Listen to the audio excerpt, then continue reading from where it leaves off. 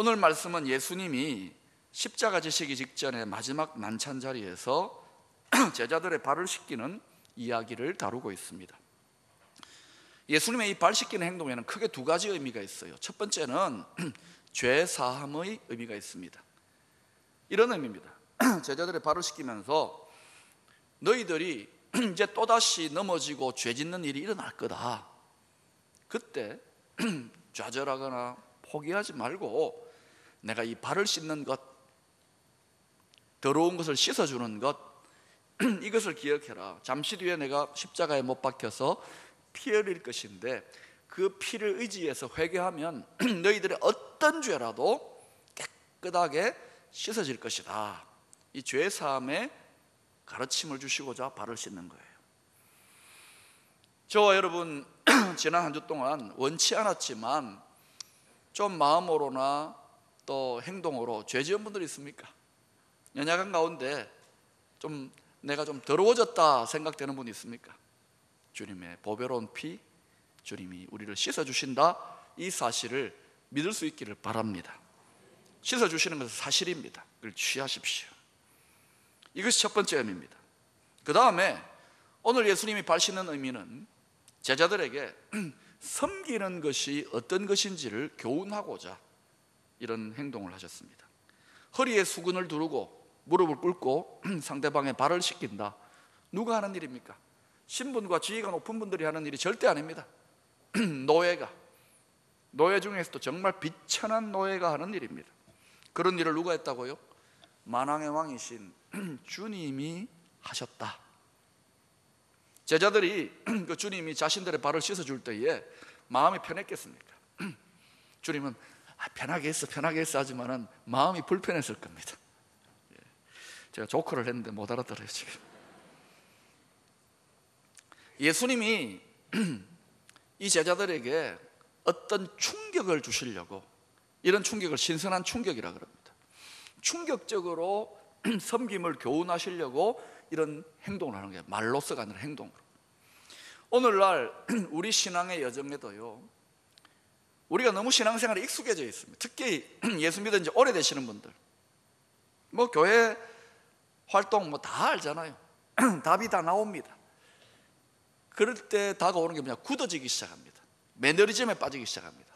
이럴 때 한 번씩 이런 신선한 충격이 필요한 거예요. 오늘 예배에도 어떤 분들에게 신선한 충격이 될 수 있기를 축원합니다. 또 우리 부흥회합니다. 왜 합니까? 신선한 충격 받고자. 그러니까 여러분, 충격 받기를 아예 사모하고, 살짝 충격이 와도 그냥 충격을 좀 받으세요. 우리가 이렇게 필요한 거예요. 너무 굳어지기가 쉬운 거예요. 우리가 주님의 신선한 충격적인 행동입니다. 왜 이런 행동을 하셨을까?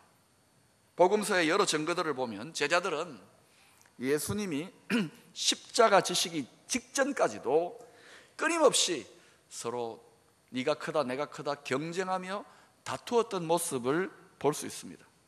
우리 사람의 인생에서 일관성이 중요하지 않습니까? 일관성, 소신이 중요한데 제자들 놀라운 일관성으로 한결같이 다투었습니다. 이게 우리 살아가는 인생의 모습입니다. 여러분, 사람들의 모습 속에서 그런 거 보면은 실망하지 마세요. 그게 주님을 따랐던 제자들의 모습이고 우리들의 모습이기도 합니다. 일관되게 다툽니다. 누가복음 9장 46절에서 그 모습을 이렇게 설명합니다. 제자 중에서 누가 크냐 하는 말다툼, 변론이 일어나니 말다퉜어요. 12명밖에 안 되는 자그마한 교회인데 다퉜습니다. 크면 큰 대로 다투고요, 작으면 작은 대로 다투더라고요. 마태복음 20장 20절 이하에는 야고보와 요한의 어머니가 두 아들을 데리고 와서 예수님께 청탁하는 장면이 나옵니다. 나의 이 두 아들을 주의 나라에서 하나는 주의 우편에 하나는 주의 좌편에 앉게 명하소서. 하나님 나라에서 좌의정 우의정 삼아달라는 거예요. 출세 좀 시켜달라는 거예요. 잘 봐달라는 거예요. 맨손으로 갔을까? 상상해 보십시다. 뭐 하나 들고 가지 않았을까? 우리가 주님께 나아가서 기도할 때 우리의 모습에는 이런 거 없습니까? 그저 하나님의 뜻은 아랑곳 없고 출세, 높아지려고 하는 거, 이런 거 없는지. 이게 우리 모습입니다. 그 어머니의 이런 청탁, 요청에 대해서 나머지 10제자들의 반응 이러했습니다. 10제자가 듣고 그 두 형제에 대해서 어떻게 했습니까? 분이 여기거나 분노했어요. 왜 분노합니까? 경쟁자인데, 라이벌들인데 이것들이 지금 선수쳐, 이런 의미입니다. 나머지 10명도 그 2명하고 본질상 다를 바가 하나도 없는 거예요. 만약에 이 나머지 10명이 이 상황에 대해서 주님의 마음을 깊이 알았던 성숙한 사람이었으면 과연 분노했을까요? 제가 볼 때는 반응이 좀 달랐을 겁니다. 아마도 이렇게 반응하지 않았겠습니까? 10제자가 듣고 그 두 형제에 대해서 불쌍히 여기거늘. 주님은 분명히 서로 아웅다웅 다투는, 높아지려고 싸우는 제자들의 모습을 보면서 지금 3년, 제자 훈련한 지 3년 되는데도 아직 이 모양인 거예요. 화가 난다기보다는 불쌍한 거예요. 인생의 어리석음과 연약함과 죄인됨에 대해서 주님이 불쌍히 여기시는 거예요. 그래서 이런 제자들에게 주님은 섬김에 대해서 분명히 이렇게 가르치셨습니다. 같이 한번 읽어보십시다. 시작. 너희 중에 누구든지 어뜸이 되고자 하는 자는 너희의 종이 되어야 하리라.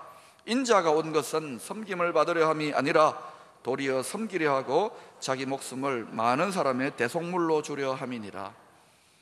주님이 분명히 밝히 말씀하셨습니다. 말하셨습니다.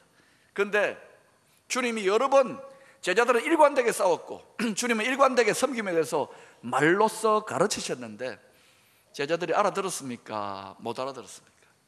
못 알아들었어요. 우리가 말을 하면 알아들어야 되는데 못 알아듣는 경우가 많습니다. 그래서 말을 해도 안 되니까 주님이 십자가에 못 박힌 거예요. 말을 해도 안 되니까 주님이 섬김을 가르쳤는데도 안 되니까 직접 행동으로 발 씻는 충격적인 모습으로 일종의 퍼포먼스, 행동으로 보여주는 설교를 하신 거예요. 자, 그런데 여기에서 좀 깊이 생각해 볼 점이 있습니다. 예수님이 제자들의 발을 씻길 때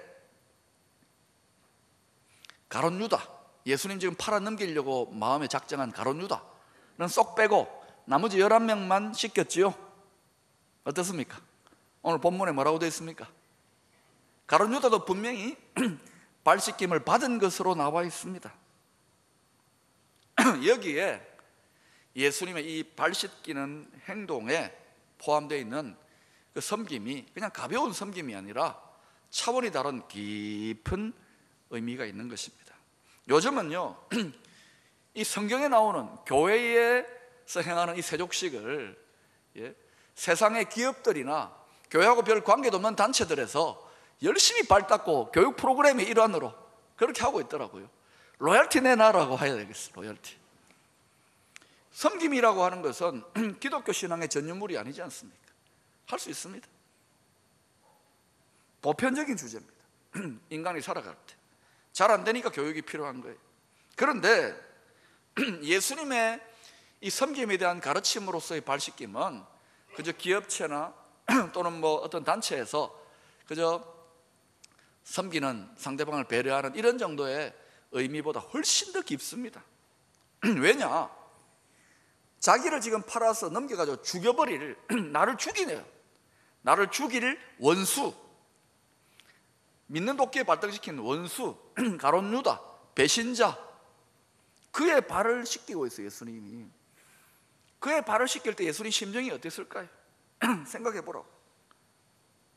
11명의 자신을 끝까지 따를 제자들의 발을 씻길 때하고 자신을 팔아넘길 원수, 배신자의 발을 씻길 때하고 느낌이 어땠을 것 같아요, 여러분? 그리고 그 배신자, 원수의 발을 씻겨도 회개도 안 할 사람 아닙니까? 효과가 없어, 낭비야, 소모적인 일입니다. 그런데 예수님, 이 낭비적인 일, 소용없는 일, 무의미해 보이는 일 예수님 하신 거예요.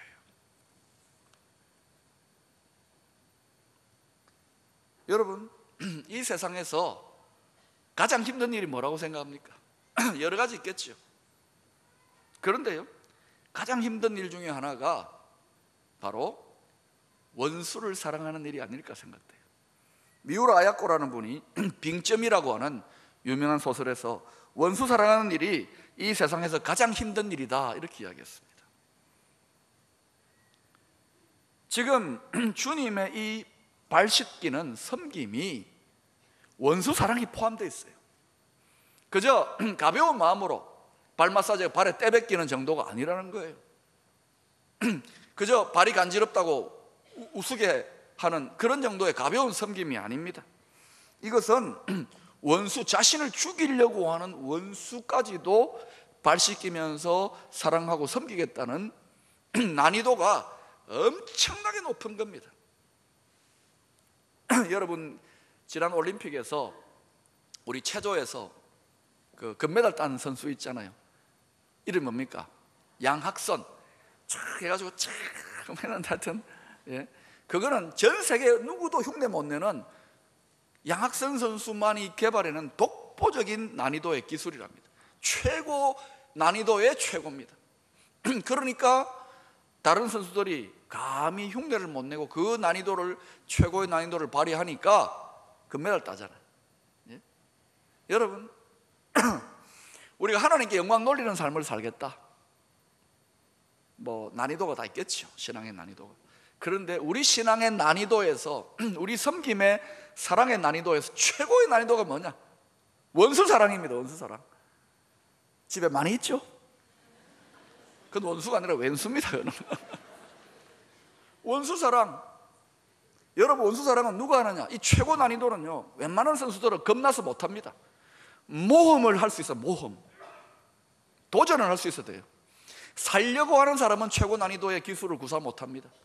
십자가의 주님과 함께 죽겠다, 내 자아를 죽이겠다는 사람은 최고 난이도로서의 원수 사랑에 섬김할 수 있는 거예요. 여러분, 이 말씀 감당할 수 있는 분들이 있다면 한번 해보시기를 바랍니다. 쉽지 않을 거예요. 실패할 수도 있습니다. 그러나 주님이 우리에게 보여주신 섬김은 최고 난이도의 기술입니다.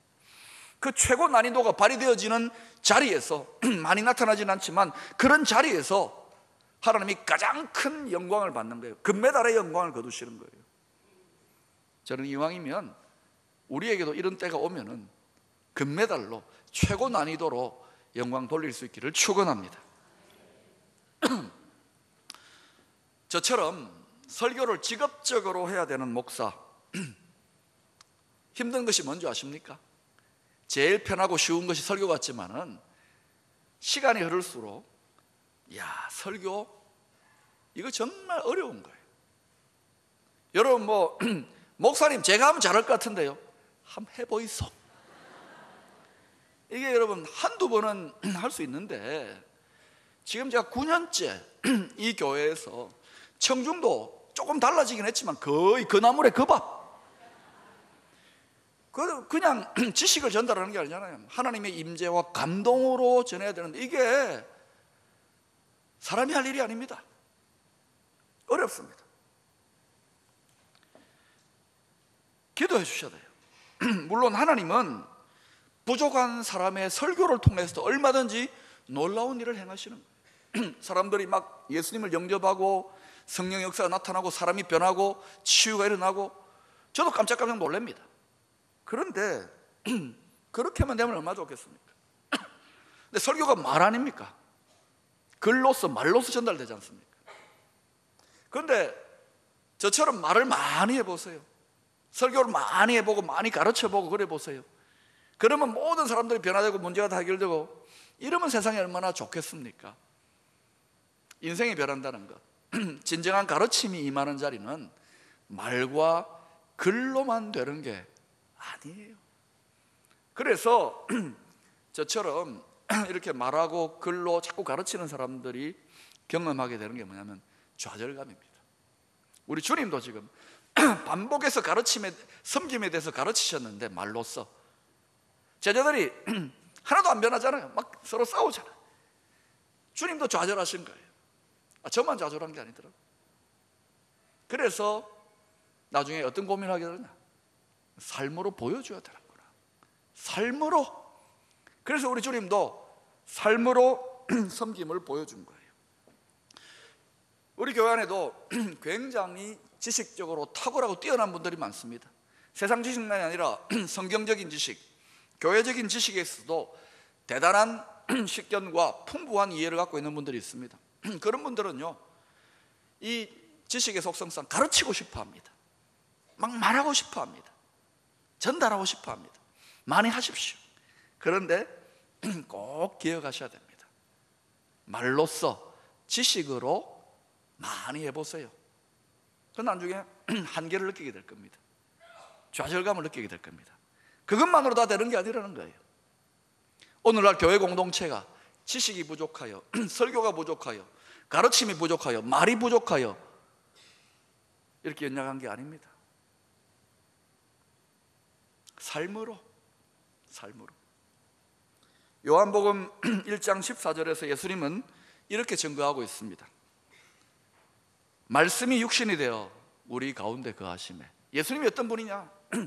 말씀이 육신, 삶으로 사라지신 분이라는 거예요. 예수님 모든 삶이 말씀대로 사신 겁니다. 왜 예수님의 가르침이 2000년이나 지났는데도 그 생명력이 조금 더 약화되지 않으려고 더 영향력이 더 확대될까요? 생명력이 더 많아질까요? 그것은 말로만 한 게 아닌 거예요. 삶으로 사셨기 때문에. 여러분, 교회 역사를 통해서 세대를 초월하여 계속 오랜 동안 영향을 미치는 위대한 하나님의 종들을 보세요. 전부 다 예외 없이 삶으로 보여주신 거예요. 저를 포함해서 모든 목사님들의 로망이 있다면 설교 잘하고 싶다는 겁니다. 박 목사 설교 좀 잘하게 해주십시오. 여러분, 그렇게 기도를 좀 해주시기 바랍니다. 그 말은 설교를 잘 못한다는 소리입니까? 설교는 분명히 전문적인, 신학적인, 또 커뮤니케이션적인 그런 측면이, 전문적인 측면이 있습니다. 그러나 설교 잘하게 해달라는 기도, 이거는 사실은 충분한 기도가 아닙니다. 뭔가 부족해요. 아까 말했지만 설교하면 할수록 설교자에게는 어떤 좌절감이 있습니다. 한계가 있습니다. 그럼 여러분, 어떤 기도를 보충해 주셔야 되느냐? 이제는 삶으로 설교하는, 삶으로 보여주는 목사가 되게 해달라고 기도해 주시기를 바랍니다. 그런데 저만 그렇게 기도하면 되겠습니까? 여러분도 삶으로 하나님의 메시지, 여러분의 신앙을 증거하는 성도가 되게 해달라고 기도해야 됩니다. 삶으로.